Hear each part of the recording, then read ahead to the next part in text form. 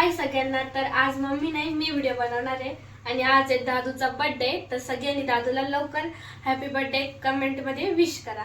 तर आज बनवणार मी दादूचा फेवरेट पास्ता बनवणार आहे। हे बघा, आता पास्ता खूप जास्त आहे म्हणून त्याच्यामुळे एक कढाई घेतली आहे। कढाईत एक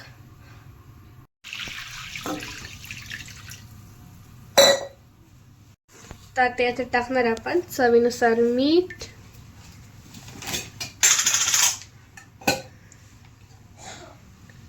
एक चमचा तेल।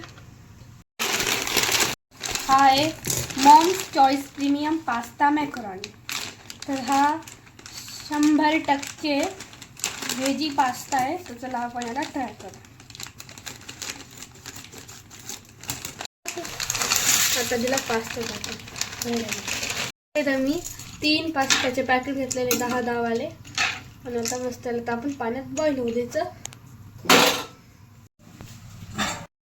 तर आता नाही का आपण पास्तासाठी जो रेड सॉस लागतो तो तयार करणार आहे।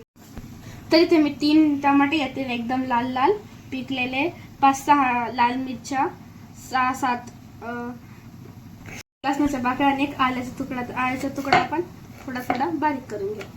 इथे गॅस चालू करून या पातेल्यात पाणी टाकणार आहे आणि टमाटे टायमाला याच्यात कट मारायचे।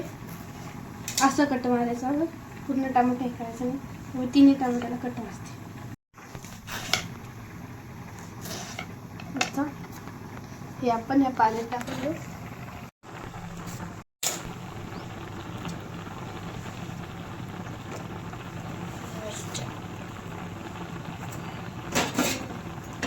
त्याला मस्त उकळून त्याला एकदम गरम होऊ द्यायचं। आता कांदा घेतलाय मी आणि कांद्याला कट करायचं।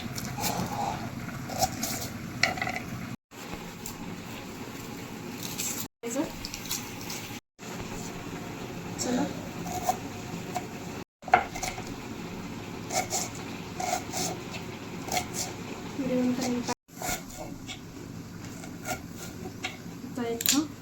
कांदा मस्त बारीक चिरलेला आहे। मला आहे ना टमाटर खूप आवडतं म्हणून मी डबल एक टमाटर टाकते वरून व्हेजिटेबल मध्ये। मला खूप आवडतं टमाटर, कशामध्ये पण आवडतं।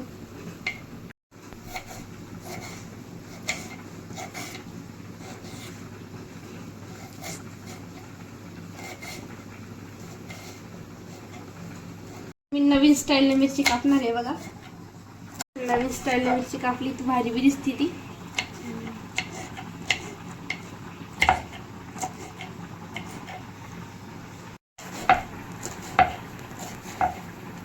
इथं मिरच्या पण कापून घेतलेल्या आहेत आणि त्याला पण तरी तुम्ही आपला पास्ता शिजला का नाही एक ट्राय करून बघते। पास्ता एकदम मस्त शिजला, त्याला आपण काढून घेऊ। इथं आपले व्हेजिटेबल पण कापून झाले, तर साफ करून घेते। एवढीच वचवत दिसत नाही। आता याच्या आपण आहे ना साईड काढून घेऊ, खूप गरम आहे। आता आपण बाकीचं पण टाकून घेऊ। टमाटा आधीच खूप ज्युसी असतं त्याच्यामुळं याला नाही का याच्यात पाणी टाकायचं नाही, असंच काढून घ्यायचं। तर इथे मी आता मसाला मस्त काढून घेतलाय। इथं आता पास्ता काढून घेते। आता मस्त पास्ता काढून घातलाय आणि आज आम्ही पास्त्याचंच जेवण। तर आता मस्त आज आम्ही नाही का मस्त पास्त्याचं जेवण करणार आहे दुपारचं।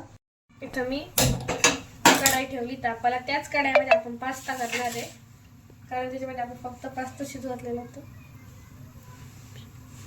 कधी कधी काय होतं कोणाकोणाचा पास्ता चिटकून जातो, त्याच्यामुळे आपण काय करायचं त्याच्यावर अर्धा किंवा 1 चम्मच म्हणजे पास्त्याच्या नुसार त्याच्यात थोडंसं तेल टाकायचं आणि तेल टाकल्यावर पास्ता हलवून घ्यायचा की जेणेकरून आपला पास्ता एकमेकाला चिटकणार नाही। मग असा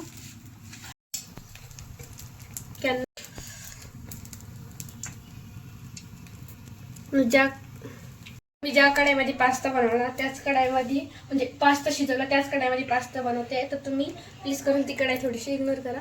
टाकते आता लसूण टाकला की मग टाकायची मस्त मिरची।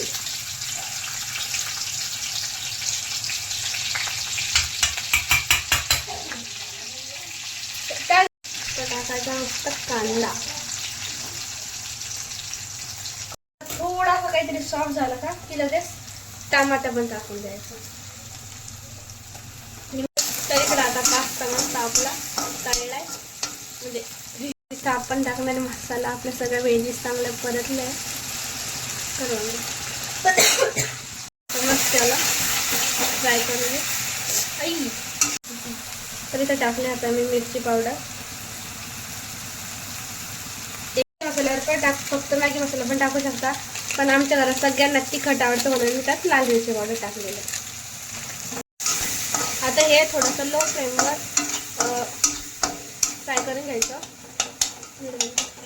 चवीनुसार मीठ आणि त्याच्यात नाही का पास्ता वॉटर ॲड करायचं होतं, पण मी नाही का जितका पास्ता टाकला ना तेवढ्याचं ते पाणी भरपूर झालं आणि तेवढ्याचं पूर्ण पास्ता शिजून गेला आणि मला पास्ता वॉटरसाठी शिल्लक पास्ता वॉटर राहिलंच नाही. त्याच्यामुळे मी आता इथं साधं वॉटरच टाकून घेतलं. तुम्ही मी साधं टाकू शकता. आणि वा त्याच्यात मस्त आता पास्ता टाकून द्यायचा सगळं. तर मस्त असायला हलवून घ्यायचा. तुम्ही याच्याकडे तुमच्याकडे जर चीज असेल किंवा मेयोनीज असेल ते पण टाकू शकतात, पण ते आमच्याकडे अवेलेबल नाही आहे. त्यामुळे असं मी पास्ता बनवलेला आहे. पास्ता आहे ना हलवून घेते.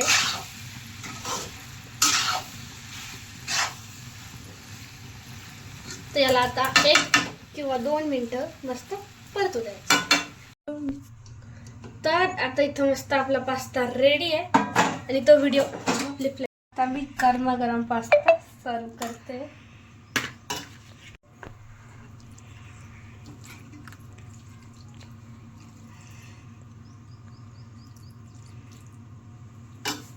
त्याच्यात टाकली कोथिंबीर.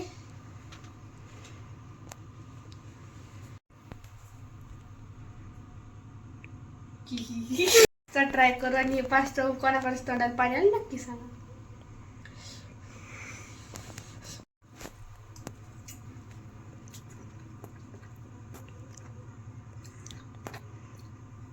एक नंबर पास्ता झालाय.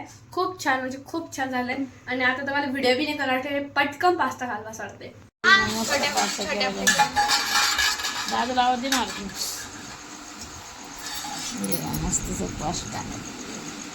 खोका लागेल आम्हाला, तर खोका लागेल.